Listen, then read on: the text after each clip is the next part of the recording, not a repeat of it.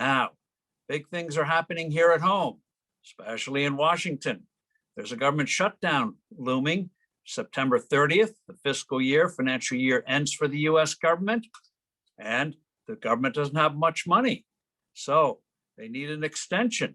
Will they get the extension? Well, the question is, I think they will, but it's going to be a lot of last minute shuffling before we get a basic extension. The question is, how long will they have what they call a continuing resolution, where you're just continuing spending on the current levels? We've had these resolutions before, but in this environment, the temptation to slip in other stuff will at least initially be irresistible.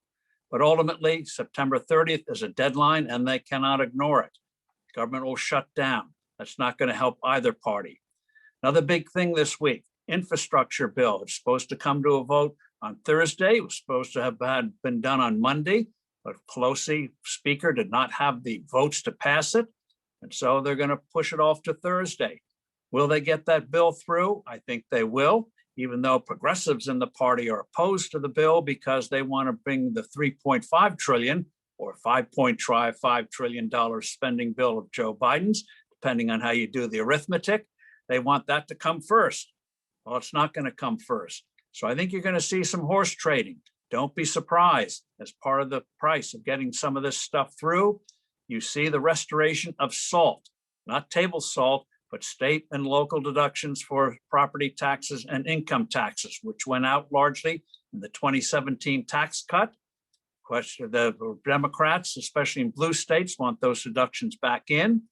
And even though they'll help higher income people, which the Democrats are supposedly against these days, don't be surprised if you see it come in as part of a price to get a bill through. So the infrastructure bill will likely pass. The extension of the government will likely pass, continuing resolution. And then the question comes about raising the debt ceiling. That's not going to get through this week.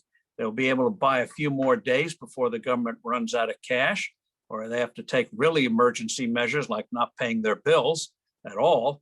But I think you'll see that pass probably in the next few days, but it's going to be only by Democrats voting for it. The Republicans said, you want all this spending? Okay, you vote for the increase in the debt ceiling.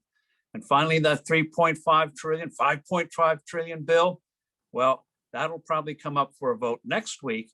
And there you're going to have to try to see in advance what they try to stuff into it to get Senator Manchin and Senator Sinema to vote for it.